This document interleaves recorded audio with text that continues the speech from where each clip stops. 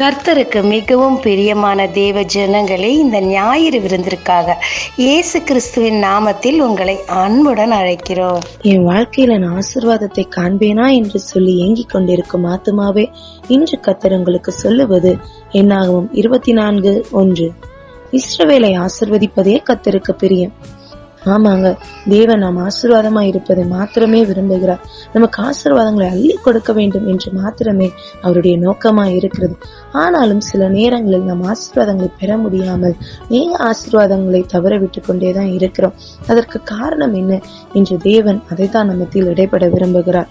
உபாகமம் 28ஆம் அதிகாரத்தில் தேவன் ஒரு மனிதனுக்கு உலகத்தில் வேண்டிய எல்லா வாக்குத்தத்தங்களையும் எல்லா ஆசீர்வாதங்களையும் அவர் வாக்களித்திருக்கிறார்.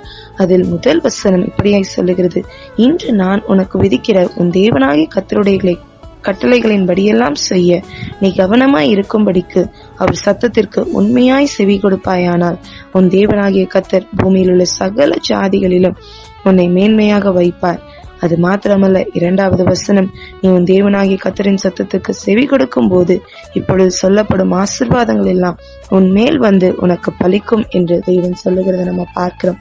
ஆமாங்க, அவருடைய சத்தத்துக்கு நாம் உண்மையாக செவி கொடுக்கும் பொழுது, அவருடைய சத்தத்துக்கு நாம் கீழ்ப்படியும் பொழுது தேவன் நமக்கென்று வாக்கு கொடுத்திருக்கிற ஆசீர்வாதங்களை நாம் பெற்றுக்கொள்வது நிச்சயமா இருக்கிறது.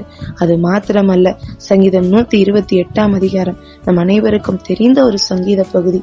அந்த சங்கீதத்தில் ஒரு மனிதனுக்கு குடும்பத்தில் வேண்டிய ஆசீர்வாதங்கள் என்னென்ன என்பதை தேவன் அழகாய் வாக்களித்திருக்கிறார். அதில் 4ஆம் வசனம் இப்படியாய் சொல்லுகிறது: கர்த்தருக்கு பயப்படுகிற மனுஷன் இவ்விதமாய் ஆசீர்வதிக்கப்படுவான் என்று சொல்லி. 2வது காரியம், அவர் நம் இடத்தில் எதிர்பார்ப்பது அவருக்கு பயப்படுகிற பயம் மாத்திரமே. இந்த 2 காரியங்களும் நம்மளுடைய வாழ்க்கையில் இருக்கும் பொழுது நாம் ஆசீர்வாதங்களை பெற்றுக்கொள்வது உறுதியாய் காணப்படுகிறது. இதற்கு உதாரணமாக நாம் ஆதியாகமம் 22ஆம் அதிகாரத்தில் ஆபிரகாம் ஈசாக்குக்கு பலி செலுத்துவதை நம்ம பார்க்கிறோம். அப்படியாய் ஆபிரகாம் ஈசாக்குக்கு பலி செலுத்தும் பொழுது தேவன் ஆபிரகாமை நோக்கி சொல்லுகிற ஒரு வசனம் 12ஆம் வசனம், ஆதியாகமம் 22:12. அப்பொழுது அவர், பிள்ளையாண்டான் மேல் உன் கையை போடாதே, அவனுக்கு ஒன்றும் செய்யாதே, நீ அவனை உன் புத்திரன் என்றும் உன் ஏக சுதன் என்றும் பாராமல் எனக்காக ஒப்பு கொடுத்தபடியினால் நீ தேவனுக்கு பயப்படுகிறவன் என்று இப்பொழுது அறிந்திருக்கிறேன் என்றார். இந்த வசனத்துல சொல்லப்பட்டிருக்கிறது ஆபிரகாம் தேவனுக்கு பயந்தவன் என்று சொல்லி தேவன் காண்கிறார். அது மாத்திரமல்ல, 18ஆம் வசனம், நீ என் சொல்லுக்கு கீழ்ப்படிந்தபடியினால் உன் சந்ததிக்குள் பூமியில் உள்ள சகல ஜாதிகளும் ஆசீர்வதிக்கப்படும் என்றும் என் பேரில் ஆணையிட்டேன் என்று கர்த்தர் சொல்லுகிறார் என்றார். ஆமாங்க, இந்த வசனத்துல அழகா நம்ம பார்க்கிறோம், ஆபிரகாம் தேவனுக்கு கீழ்ப்படிந்தவன், அதாவது அவருடைய வார்த்தைக்கு செவி கொடுக்கிறவன் என்று தேவன் காண்கிறார். எனவே ஆபிரகாமை இடம் கொள்ளாமற் போக மட்டும் ஆசீர்வதிக்கும்படி செய்தது.